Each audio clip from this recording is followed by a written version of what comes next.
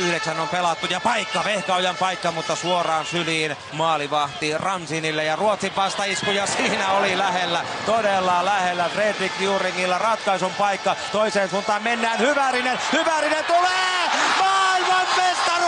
Maailmanmestaruus Suomen Tero Tiitu ratkaisee ja Riikki Hyvärisen esityö hakee vertaista kuin Tero Tiitu ratkaisee kaikki nämä vuodet 95 tulleen Euroopan mestaruuden jälkeen. Se on odotettu tätä hetkeä ja Tero Tiitu ratkaisee. Suomi nousee sittenkin maailmanmestaruuteen oltuaan jo 4-6 tappiolla ja voittaa kultaa Prahanillassa joulukuussa 2008. Yleisö on pompannut ylös ja juhlii Suomen ensimmäistä miesten MM-kultaa. Tero Tiitu, Tykki ja Riikki Hyvärinen esityön tekijänä ratkaisevat turnauksen Suomen voitoksi. Hieno maali sinne. Hyvärisen näytetään, minkälainen kaveri hän on.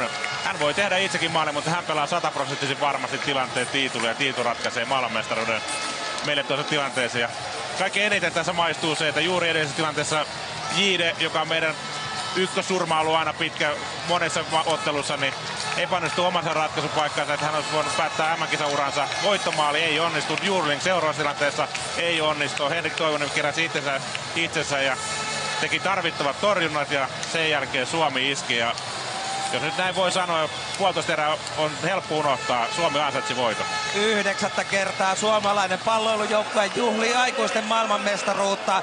Jääkiekossa 95, jääpallossa 2004, naisten salibändissä 99 ja 2001 ja ringetessä 4 kertaa. Ja nyt miesten salibändin joukkue pääsee kohottamaan kannua ja suistaa Ruotsin valtaistuimelta. Ruotsi on aina ottanut kultaa. 6 kertaa aikaisemmin on pelattu ja vain tasapelejä on sen tilin tahrikkeena. Mutta nyt on Suomi maailmanmestari lajissa, jossa se janosi tätä maailmanmestaruutta pitkään sen vuoden 1995 Euroopan mestaruuden jälkeen. Silloin rankkareilla Kroosteen otti kiinni. Silloin Suomi pääsi juhlimaan, mutta sen jälkeen miesten puolella on vettä virrannut. Sitä on virrannut niin paljon, että moni ei edes muista, mutta nyt on koittanut hetki Suomen salibändille. Se tarvitsi tätä piristysruisketta maajoukkuetasolla kansallista sarjaa ajatellen ja tulevia MM-kisojakin silmällä pitäen. Mestarit Areenalla 2010 pääkaupunkiseudulla.